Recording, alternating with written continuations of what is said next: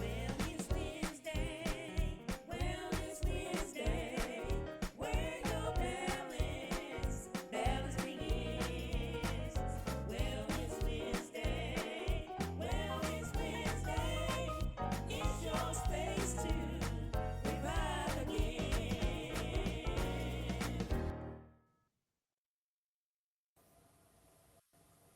Welcome back, everybody, to Well Life Wednesday podcast, where we have an honest conversation about mental health, emotional wellness, faith, healing, and what it means to live well. I'm your host, Cristy, licensed clinical mental health counselor supervisor. And I'm your co host, Iris Hooper, licensed clinical addiction specialist associate. Today, we're talking about something many people experience but may not fully understand, and that's what recovery really looks like. That's right, Iris. Recovery is a word we hear often. We hear it in conversations about addiction, trauma, grief, depression, anxiety, mental illness, physical illness, and major life transitions. But sometimes the image we have of recovery is unrealistic. We may imagine that recovery means never struggling again, never becoming triggered, never making another mistake, and always feeling strong and confident. But really, recovery does not always look polished. Sometimes recovery looks like getting out of the bed when you want to stay under the covers. Sometimes it looks like calling someone instead of isolating. Sometimes it looks like admitting that you're not doing well. Sometimes it looks like starting over again. Yeah, so today we want to remove some of the shame and pressure surrounding recovery. We want to talk about what recovery actually looks like when it is lived out in everyday life. But before we get started, Iris, make sure you subscribe to our YouTube channel at H3CPLLC. Like this episode, share it with someone who you feel may need encouragement, and leave us a comment. So tell us, what has recovery taught you? Let's get into it today. Let the conversation begin.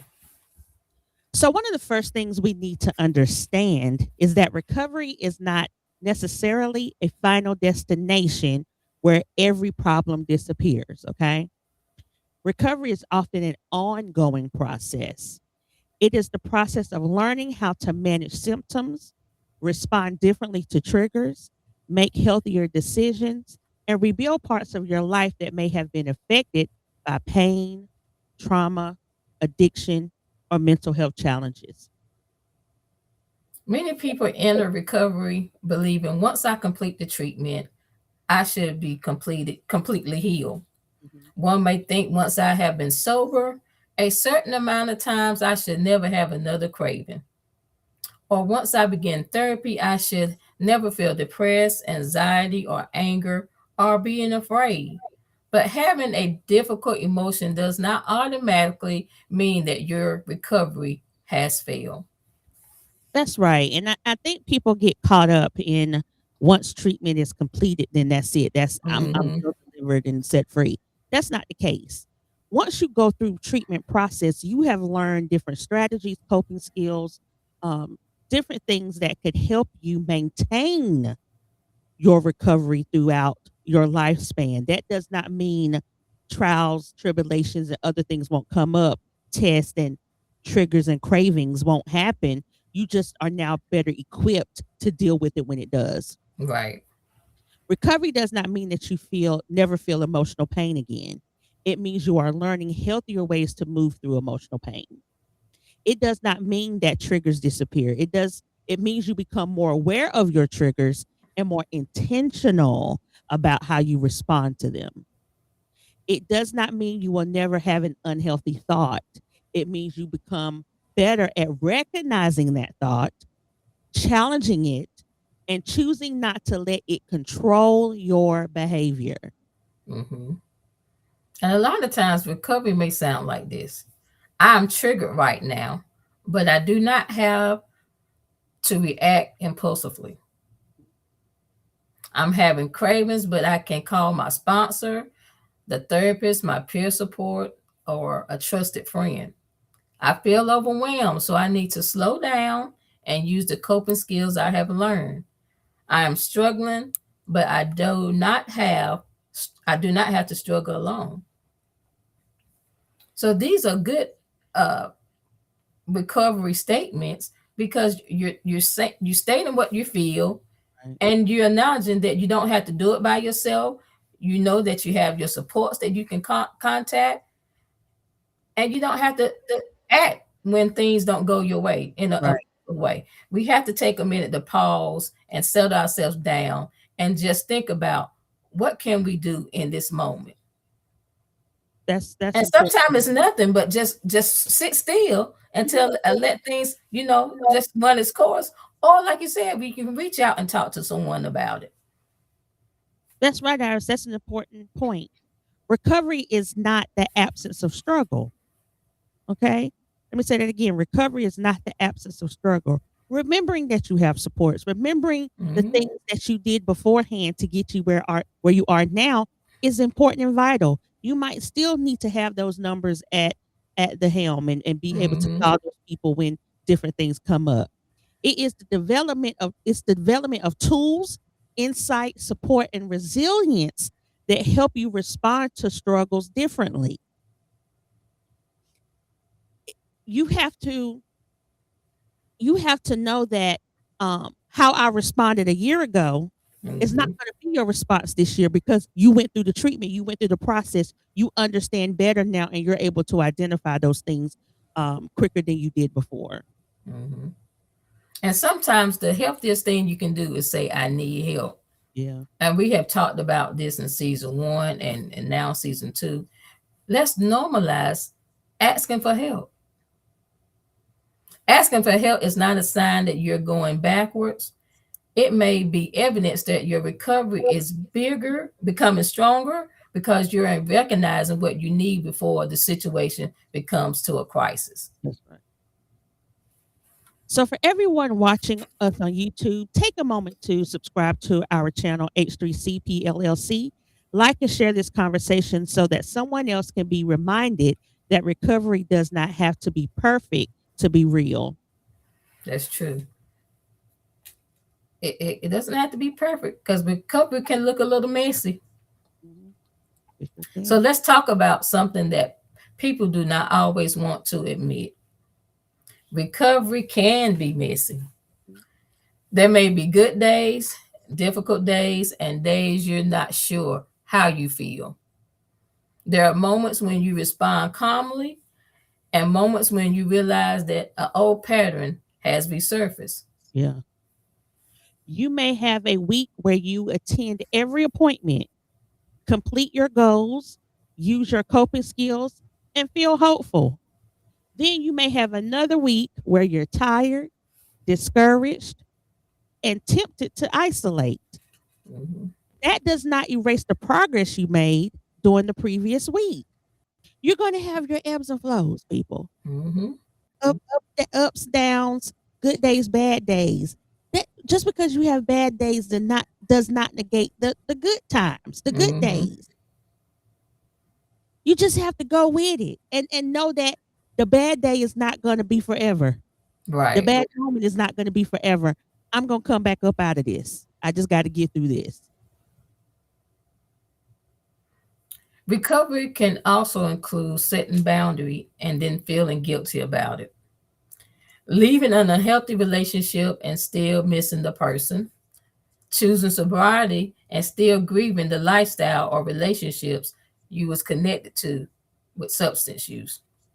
Beginning trauma therapy and initially feeling more emotional, uncomfortable because you're finally addressing the experiences you spent years avoiding. That last point is especially important, Iris. Hmm. Sometimes people believe that therapy is not working because difficult emotions begin to surface. However, healing often requires us to acknowledge what we previously suppressed. That does not mean someone should be pushed beyond what they are emotionally prepared to handle. Hmm. Trauma treatment should be paced carefully and completely with qualified support. Yes. But discomfort does not always mean that something is going wrong. Sometimes it means you are becoming more honest about what happened and how it really affected you. Hmm. Recovery can also involve grief. You may grieve lost time. You may grieve relationships that ended. You may grieve opportunities that were affected by addiction, untreated mental health symptoms, or survival based decisions. You may even grieve an older version of yourself. And I have heard people say, Mhm. I wish I can go back to when I was this and when I was that.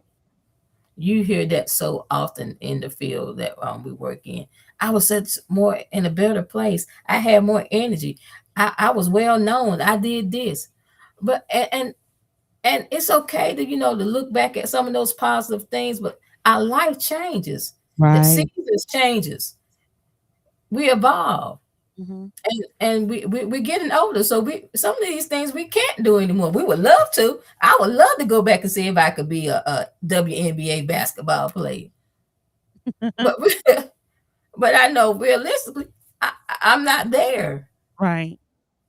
And But you that have doesn't negate what I'm doing now. I right. have a great life. Mhm. But what But was you about to say, Chris? you also people also have to remember during that time where you felt like you were your best self, had you dealt with the underlying things that you had faced previously Hmm. as a child or a young adult, you could have been suppressing all that and living your best Hmm. life, Yeah, right? avoidance. Avoidance. So now that you're at the stage where you can no longer avoid those things because they have surfaced up or triggered whatever the case may be, Hmm. you have to now handle that as the person you are now, right? The person you are now has to face that. Hmm. And so once you go through treatment and get the help you need, you're not going to be the same person.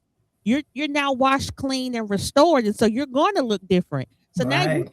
you got to introduce to yourself to the healed version of you. Yes, yes.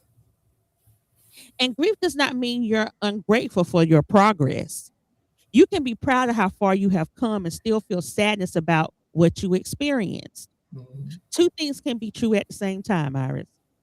You can feel hopeful and tired. You can forgive someone and still need boundaries. You can love your family and recognize that certain family patterns are unhealthy. Mhm. You can be committed to recovery and still have moments where when recovery feels difficult. That's so true. Because real recovery gives you permission to be a whole person. You do not have to pretend that every day feels inspiring. I know that's And, right. yeah, I'm not inspired every day. I'm not. I'm not. Yeah, and it's okay because like you said, every day is not going to be perfect. There's going to be good days, bad days, and some days where you just like, oh, but you don't allow yourself the things that you may face, you don't allow that to take control of your whole day. You Yeah. may feel a little something in the morning when you wake up, or sometimes in the middle of the day, or sometimes at night, but you do not have to sit in that situation. Right.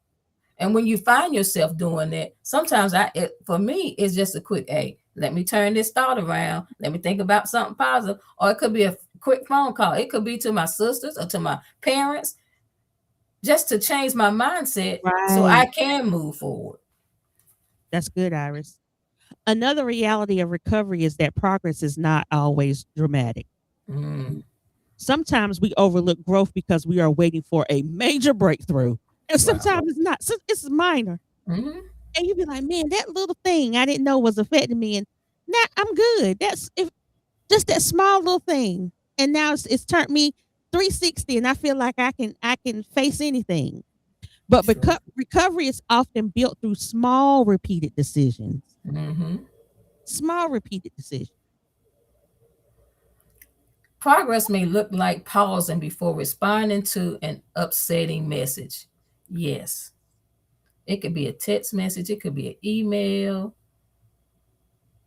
We don't have to be so quick to be like, oh, I got him now. Let me go ahead and get him because of how you felt that text message or email may have made you feel. Right. Pause, think about what you want to say, and then respond in the correct manner.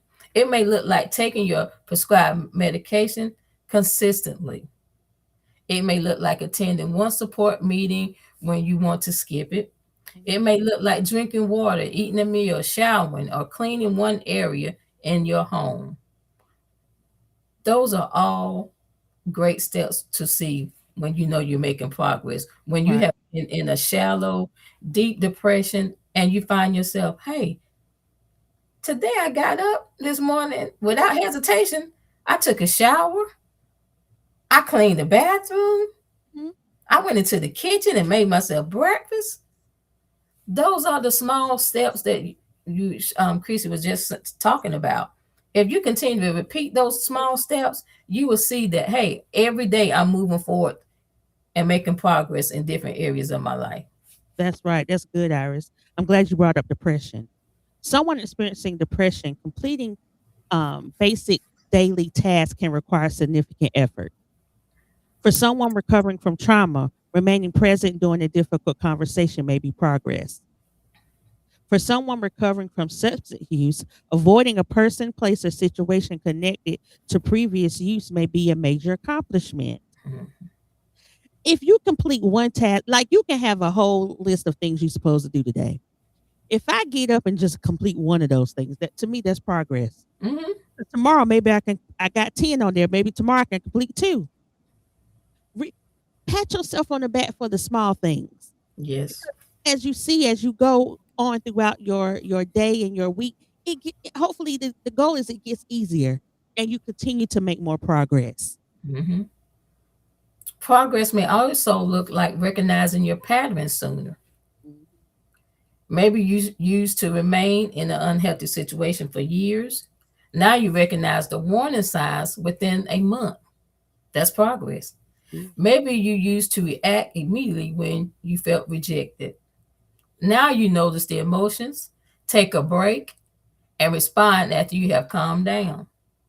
Maybe you still struggle with negative self talk, but you no longer believe every negative thought that enters your mind. That is awesome progress. That's growth, Iris. Yeah. That's growth. We sometimes judge ourselves because we still have a reaction, but the reaction may be shorter, less intense, or less destructive than it was before. Listen, Mhm. I pat myself on the back all the time because I I used to be reactive. How something made me feel, I'm gonna respond right then and think about the consequences later. But the more mature, the treated, the healthier, the whole Christy now thinks things through. You know what? Let me step away for a second and get myself together so that I can respond in an appropriate manner because I have a lot to lose. And I have to tell myself a lot of times in situations when, especially when you're in conflict with someone or there's a disagreement, it's not what they did. It's why are you triggered by what they did? Because you can't control the other person. I can only control me. So what is it about what they did that made me feel some type of way, and I felt the need to respond in the old patterns of Christy, Mhm. because that's what I need to check. So when the next time somebody else come up and try that same thing, I won't have that automatic response anymore. Ask yourself, am I recovering more quickly after a difficult moment? Am I making fewer impulsive decisions? Am I becoming more honest about my needs? Am I reaching out for support sooner? Am I learning from my setbacks instead of only condemning myself? Mhm. Those questions can help you see progress that may be otherwise go unnoticed. So Mhm. those are great questions. And remember, comparison can cause you to minimize your own growth. Mhm. Stop comparing yourself to other people. Be proud of where you are right now and that you're continuing to grow. Mm. Your recovery does not have to look like someone else's recovery. Another person may have different resources, responsibilities, diagnosis, trauma experience, family support, financial stability, or access to treatment. Some people don't have the same access to stuff that you do, to That's people. right. You do. Mhm. Compare yourself to the person you were becoming, not to someone whose entire story you do not know. That's good, Iris. Yeah. Let us know in the comments. What is one small sign that shows you you're making progress? And while you're there, subscribe to our YouTube channel at H3CP LLC. Like this episode and share it with your community. We also, Chrissy, need to talk about setbacks. Okay. A setback can be painful and serious, but it does not have to become the end of your recovery story. No, it doesn't. A person may experience a relapse in substance use, return to an unhealthy relationship, stop attending appointments, negative self care, or fall back into an old coping behavior. Mhm. The response should not be to pretend that it didn't happen because accountability matters, Yes. safety matters. Treatment may need to be adjusted a little bit. Hmm. Additional support may be necessary. Maybe you're at the stage now where the support you had previously is not enough now. I need to take it to the next level because you have grown. So now I need a little bit more complex coping skills or strategies in this stage of the game. Sometimes you just need a tweak in your treatment and your adjustments. That's true. But shame by itself does not create lasting change. No. When someone believes I've already messed up, so there is no point in trying anymore. We've heard that several times. One setback can turn into a longer period of harmful behavior. So That's when right. people allow shame, embarrassment, all that creep in, and that statement, I messed up and there's no point of trying anymore, you're pushing yourself into that depressed state. Yeah. And so we want you to have a healthier response. Ask yourself, what happened before this setback? Hmm. Were there warning signs that I ignored? Was I become what were you becoming isolated? Was I overwhelmed, grieving, angry, lonely, or exhausted? Hmm. Did I stop using the supports that was helping me? That's a good one. And what needs to change in my recovery plan? The goal is not to excuse the harmful behavior at all. The goal is to understand it well enough to reduce the chances of repeating it. Mhm. We want to stop the cycle. And Iris, sometimes the setback reveals that the current level of support is not enough, like I just stated. Hmm. Hmm. Someone may need more frequent therapy, medication adjustment, peer support, a recovery group, community based services, detoxification, residential treatment, or crisis stabilization. Hmm. Needing a higher level of care is not a moral failure. It's not. It is also important for family members and supporters to understand that the difference between compassion and enabling. Mhm. Oh boy, I used to remember that when we was working in the homes with children. Compassion says, I care about you and I want to help you access the support. Yeah. But enabling says, I will protect you from every consequence, repeatedly ignoring my own boundaries and participating in hiding the problem. We definitely do not want to enable people. No, we don't. Enabling makes things so much worse. Yeah. And, and it's hard because they're so used to people doing things for them. Like I said, getting them out of the situation. They're not learning anything from it. It's always somebody there to pull them out. But at the same time, they have to learn. They have to sit in that for a little bit so they can learn how to get out of there. Yeah. You, enablers can get in the way of people hitting their rock bottom. Hmm. Because if they know no matter what I do, they're gonna get me out of this. I can always call this person. They're gonna get me out. I can whoever I have the hookup with, who knows somebody else higher up, they can get me out of this Hmm. situation. They're never gonna learn. Right. Sometimes that, like Iris said, they need to sit in that thing and be like, man, mom didn't show up, dad didn't answer the phone, the pastor ain't responding anymore, ain't show up. Because you got to, at some point, you got to do the work yourself. That's it.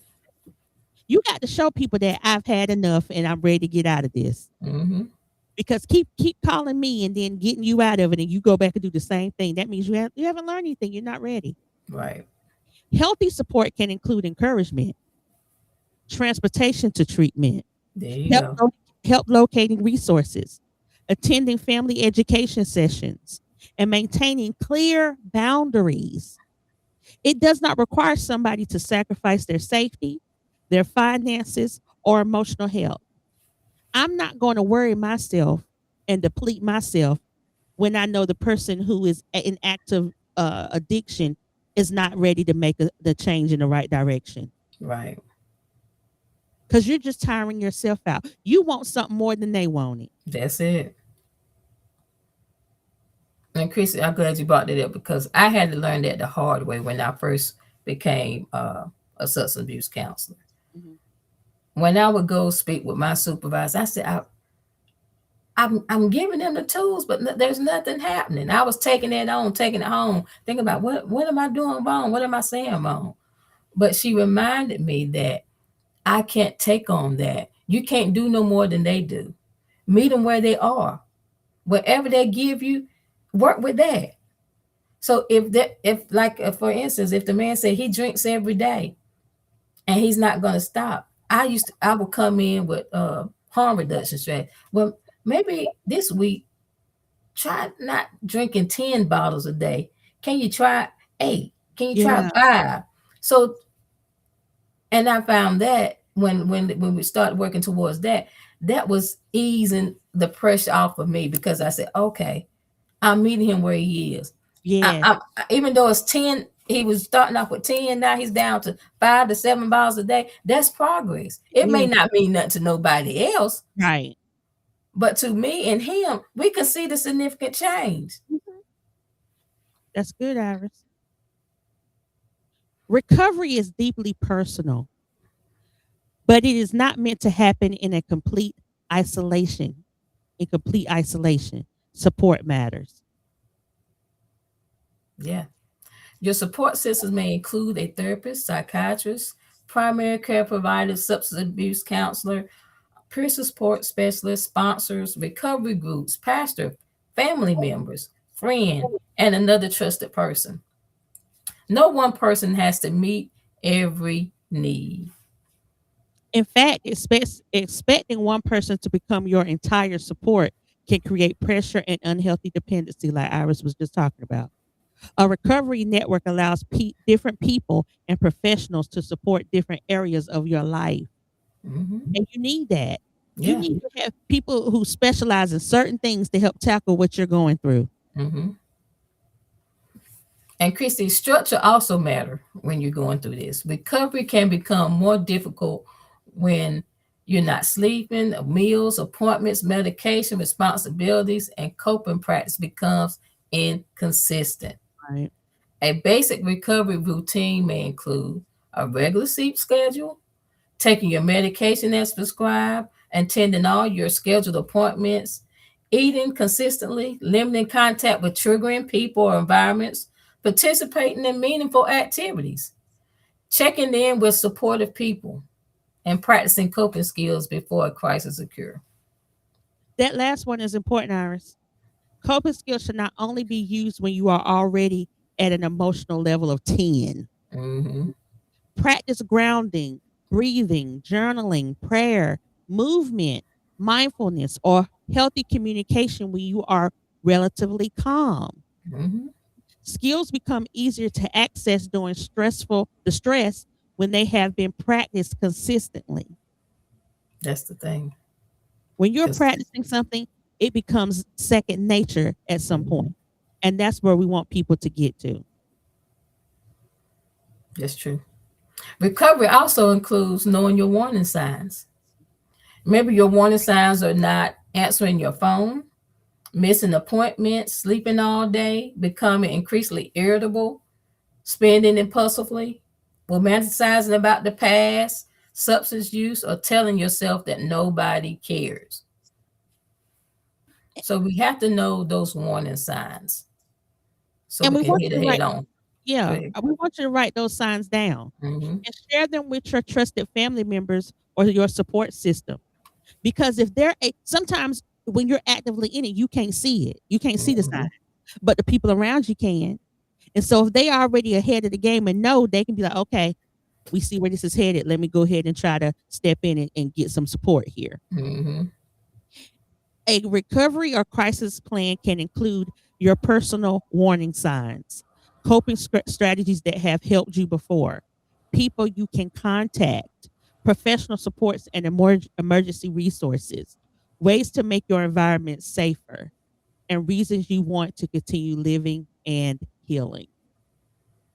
And again, everyone, you do not have to wait until everything falls apart to use your plan. Early interventions is part of recovery. And Iris, recovery is reclaiming your life. Hmm. Recovery is not only about stopping a harmful behavior or reducing symptoms. It is also about building a life that supports your wellness. Do you hear that? That Hmm. supports your wellness. You got to build that thing. You got to set yourself up for greatness, for That's success. that's it. It can mean rediscovering who you are outside of trauma, addiction, your diagnosis, a painful relationship, or difficult seasons. You are more than what happened to you.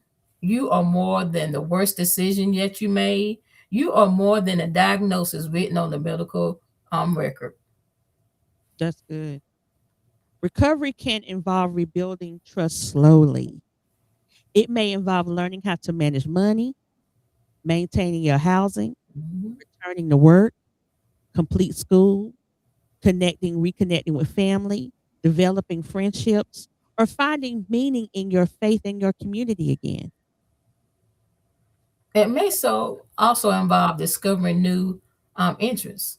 When someone has spent years surviving, they may not know what they enjoy anymore.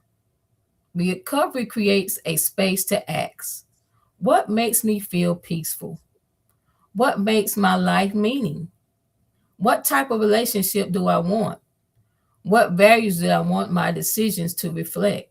What kind of future am I building? Recovery isn't simply returning to who you were before the pain, because that's not going to happen. So we Mhm. want you to get that out of your mind.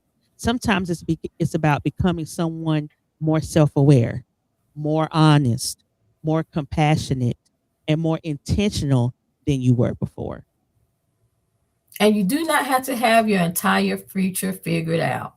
There you go. Your next healthy decision is enough for today. That's good, Iris. So as we close, we want you to remember that real recovery can be slow, it can be imperfect, emotional, and uncomfortable, but it can also be powerful. Recovery looks like honesty, it looks like accountability, it looks like boundaries, it looks like support, it looks like learning, adjusting, and beginning again. Your difficult day does not erase your progress. Your need for additional support does not make you weak. And your story is not over because you experienced a setback. Thank you guys for joining episode 28, Well Like Wednesday podcast, What Recovery Really Looks Like.